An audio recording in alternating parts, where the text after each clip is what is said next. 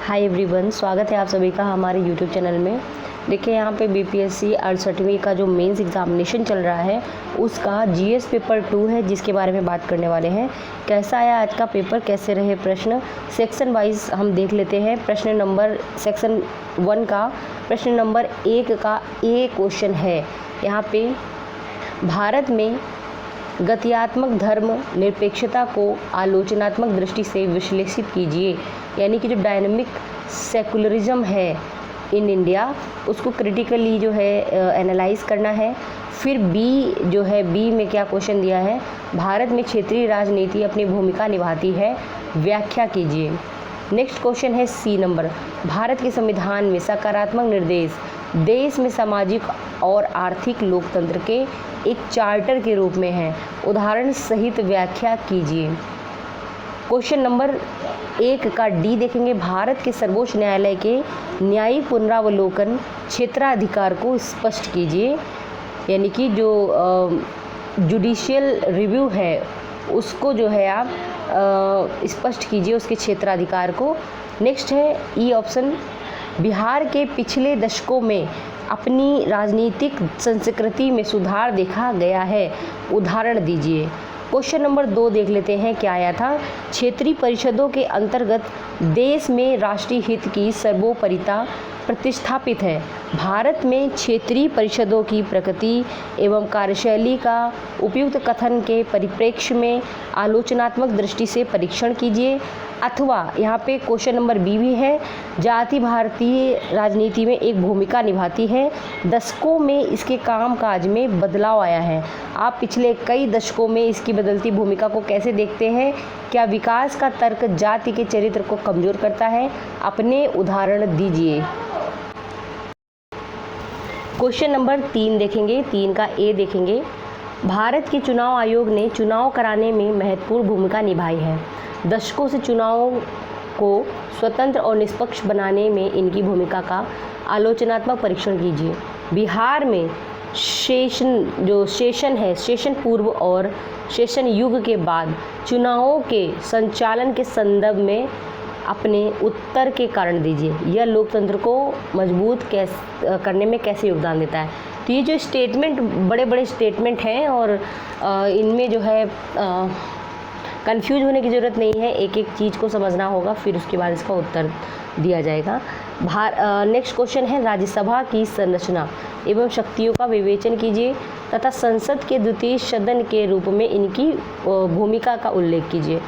अब हम बात करेंगे सेक्शन 2 की। सेक्शन 2 यानी खंड 2 में कैसे क्वेश्चन आए हैं, तो यहाँ से देखते हैं लघु उत्तरी प्रश्न, यानी लघु उत्तर है। यहाँ पे जो ए से स्टार्ट करते हैं, भारतीय लॉजिस्टिक नीति 2022 प्रधानमंत्री गतिशक्ति योजना के साथ भारत में लॉजिस्टिक दक्षता में क्रांतिकारी बदलाव लाएगी, स्पष्ट कीजिए।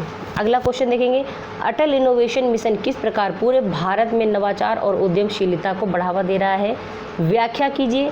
मेंटर इंडिया, अटल इनोवेशन सेंटर और अटल न्यू इंडिया चैलेंज जैसे अटल इनोवेशन मिशन की विभिन्न पहलों पर जो है संक्षेप में चर्चा कीजिए। ठीक है, करंट अफेयर्स। बिहार में नगरीकरण के स्तर पर चर्चा कीजिए। सी ऑप्शन देख रहे हैं हम लोग, बिहार में नगरीकरण के स्तर पर चर्चा कीजिए। राज्य में नगरीकरण के निम्न स्तर से संबंधित कम से कम 2 कारणों की व्याख्या कीजिए। राज्य में नगरीकरण को बढ़ावा देने के लिए बिहार सरकार द्वारा हाल ही में क्या कदम उठाए गए हैं? अगला क्वेश्चन देखिएगा, डी नंबर, हिंद महासागर द्विध्रुवी गति क्या है? इसका वर्ष 2022 में भारत में मानसून की अनियमितता से क्या संबंध था, व्याख्या कीजिए। फिर इस अनियमितता का भारत में खाद्य उत्पादन और अर्थव्यवस्था पर क्या प्रभाव पड़ा? क्वेश्चन नंबर ई देखेंगे, भारत में ग्रामीण शहरी डिजिटल विभाजन की व्यापकता और प्रभावों पर चर्चा कीजिए। इसे कम करने के लिए भारत सरकार द्वारा उठाए गए कदमों का परीक्षण कीजिए।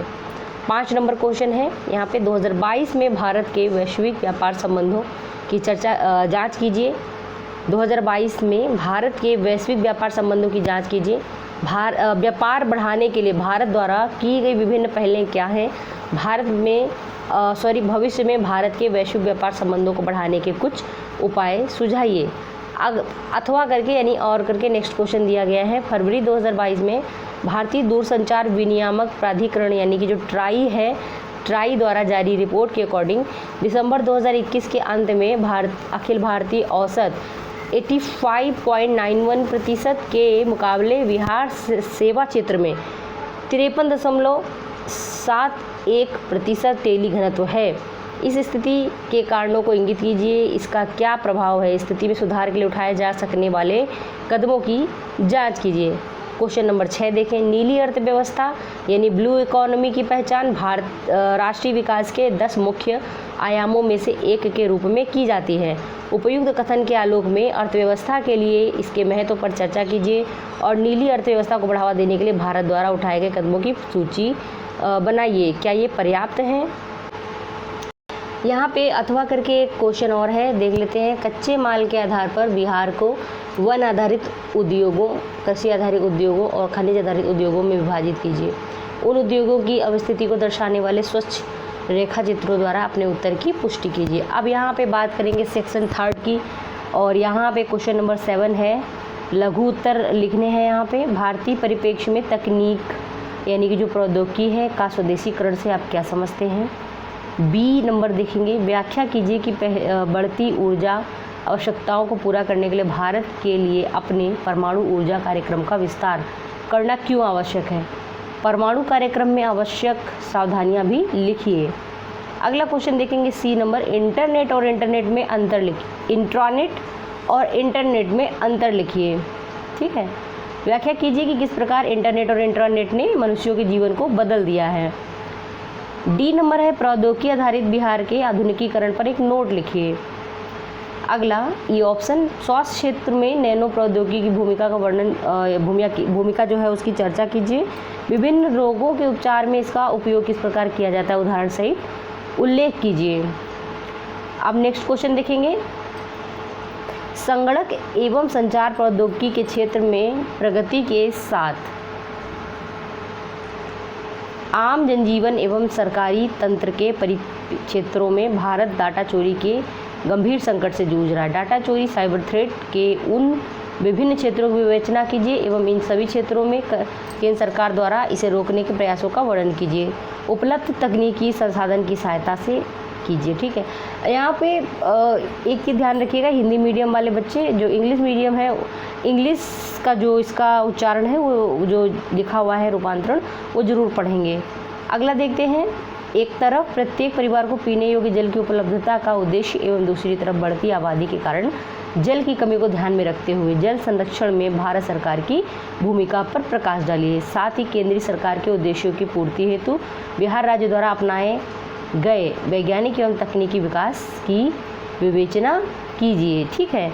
तो दोस्तों ये क्वेश्चन जो है जीएस पेपर 2 के हैं और काफ़ी जो है गहराई से अब जो है पढ़ना होगा मेंस के लिए, और इसका जो अपकमिंग पेपर है वो मैं आपको लेकर आऊँगी और तब तक आप ये और इससे पहले जो मैंने अपलोड किया था दोनों को देख सकते हैं। मिलते हैं अगले वीडियो में। आप सभी अपना ध्यान रखें। जय हिंद।